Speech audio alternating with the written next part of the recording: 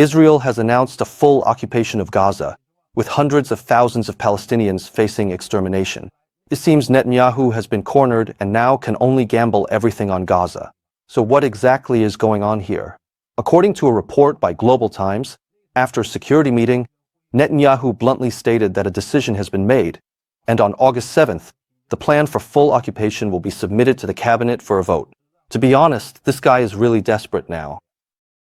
The Israeli military has now occupied 75% of the Gaza Strip, and the remaining hundreds of thousands of Palestinian refugees are squeezed into a cramped space. There isn't even food or water, yet he still wants to take the remaining 25% as well. Why is Netanyahu being so ruthless at this point? The reason is actually quite simple. He's been pushed to the edge. Now, Western countries like the UK, France, and Canada have all started to recognize the establishment of a Palestinian state.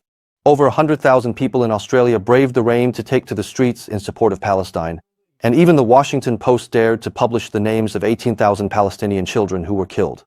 Netanyahu is truly isolated now, but the more isolated he becomes, the more ruthless he gets.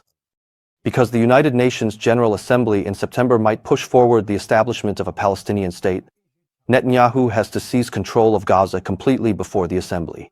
Otherwise, if Palestine really becomes a state, he'll never get another chance. So now he's striking first, aiming to clear out hundreds of thousands of Palestinian refugees. Plus, the recent hostage abuse videos released by Hamas have completely set Netanyahu off. Those Israeli hostages look gaunt and battered, covered in wounds. Some were even forced to dig graves, which completely drove Netanyahu over the edge. Although the hostages' families have been begging him in tears to negotiate for their release, this guy would rather let the remaining 20 hostages be killed than stop his campaign to wipe out the Palestinians in Gaza. Of course, the international community is not going to just stand by and watch Netanyahu's insane plan unfold. The UN Security Council held an emergency meeting, and various countries are condemning Israel's military actions. But honestly, few countries can stop Netanyahu. The US talks peace but secretly supplies Israel with weapons. European countries talk, but don't dare oppose the US. China consistently calls for a ceasefire and civilian protection, but Netanyahu isn't listening. Can Netanyahu solve the problem by fully occupying Gaza? I seriously doubt it. If things continue like this, more Palestinian civilians will die, and international condemnation will strengthen. Even if they take over Gaza, how will they manage and resettle hundreds of thousands of refugees? Does Israel have the capacity for that? Netanyahu is letting things fall apart now. Since he's condemned by the world, he might as well go all the way and turn Gaza into Israeli territory. But the consequence is the Middle East will spiral out of control. Do you think other Arab countries will just sit back and watch? Will Iran get directly involved?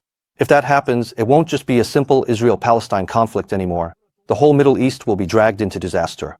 Now, the key is the cabinet vote on August 7th. If this crazy plan actually passes, then hundreds of thousands of Palestinian refugees will truly have nowhere to go. At that point, what else can the international community do besides condemn it? Even if the UN sends peacekeeping forces, they'll still face a US veto. As for economic sanctions, with the US backing Israel, they're not afraid of any economic problems at all. So this time, Gaza is really in big trouble.